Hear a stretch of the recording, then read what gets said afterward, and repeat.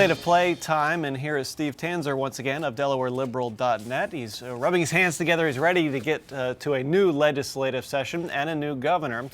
So let's tackle the legislature first. They are back, the lawmakers in Dover, outlining some areas where they see the need for improvement.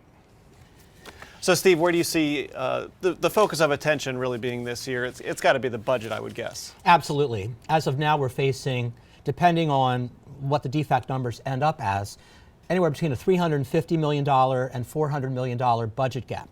Now, to be fair, that's less than what Governor Markell faced when he came into office in 2009. However, there are fewer resources available to the incoming governor than there were to Governor Markell. For example, we're going to be losing a significant amount of the revenue stream from the escheat takings, the so-called unclaimed property takings.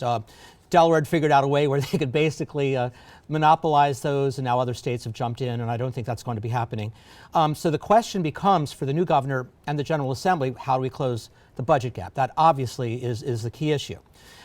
There's essentially three ways, combination of the three ways you could conceivably do it. One, of course, is through budget cutting. I will point out, however, that during the Markell years, there's been quite a bit of budget cutting already. In terms of staffing, especially the easy cuts to make, the easy ones. Right, and keep in mind now that a lot of the reason why we have the deficit is not based primarily on state policy. A lot of it has to do with federal policy when it comes to health care, things like that. Right. So it's not all the making of the General Assembly. They've done significant cutting. State employees, next to no raises, benefits cut back, pensions cut back, a lot fewer state positions than there were 8 years ago. So whenever anyone says we can just cut the waste, fraud, and abuse, a lot of it has been cut. Second way, of course, is revenue enhancement, which has traditionally not been the way the Delaware General Assembly wants to go, nor has it been the way that the governors have wanted to go. And we did see that there was a sort of a bipartisan effort to raise some taxes, some fees 8 years ago to meet some of that huge Correct. Gap. And they all, however, had what were known as sunset provisions. Right. So in theory, they all were going to end after a year. Some of them stayed in place, but for example, there was an increase to the highest tax rate during that time. That was sunsetted. That did not continue.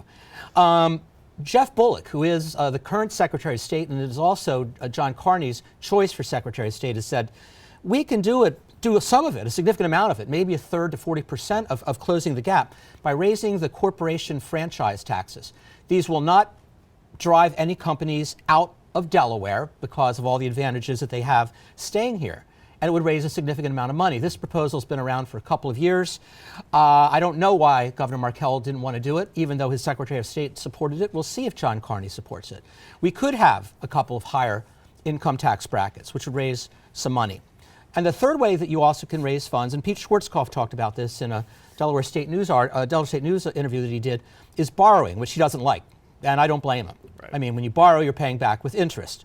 So some combination of those three things is going to have to close this deficit. This will clearly be the primary focus of the Delaware General Assembly this year. Obviously, when Jack Markell came into office 8 years ago, it was panic mode. It was a huge, huge problem. Do you get the sense that that's the feeling in Dover for this session, that there is a how are we ever going to do this that there was 8 years ago, or is it sort of we'll figure it out?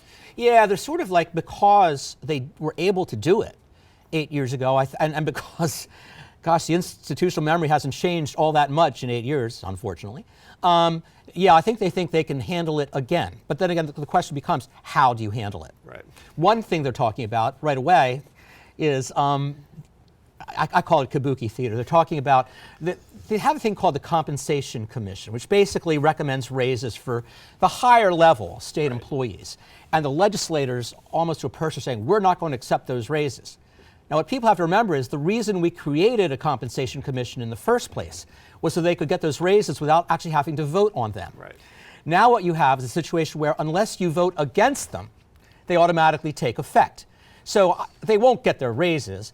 The question, I think, does become, though, what about the judges? Because the Chief Justice, Leo Strine, has said, look, we're having a hard time attracting really top-notch justices in a state that depends so much on the quality of our courts, especially as it pertains to the corporations. So I don't know if they have to reject the proposal all at one, or if they can actually make some exceptions. That's another thing to look at as well. Okay, and as Governor-elect Carney becomes Governor Carney, let's do a little compare and contrast between him and Jack Markell. Obviously, very different styles. Is it a good thing or a bad thing that John Carney is very different than Jack Markell? Or are they not? Am I wrong in that assumption that it's just a surface thing? I think their styles are different. But I think they're almost exactly the same person. A lot of people voted for Jack Markell. I did, because I thought he had the vision thing. It turned out his vision, in my opinion, was focusing on the corporations, making sure that whatever we did, we would fund them, quote unquote, attract jobs to Delaware. And we spent a lot of capital, both political and fiscal, to do that. Now, John Carney, so far, I've seen, John had an interview with Larry Menti here on Channel 12, and I watched that interview, and I'm like, this guy is known for over a year he's going to be governor. He's been both a budget director and I believe Secretary of Finance under Carper and lieutenant governor for 8 years. And he was talking like, well, we're going to get our finance team together and see what we can do. What have you been thinking about for the last year? I mean, his campaign, in my opinion, had virtually no substance to it. I went on the blog. Do you know what his campaign slogan was? A new tomorrow.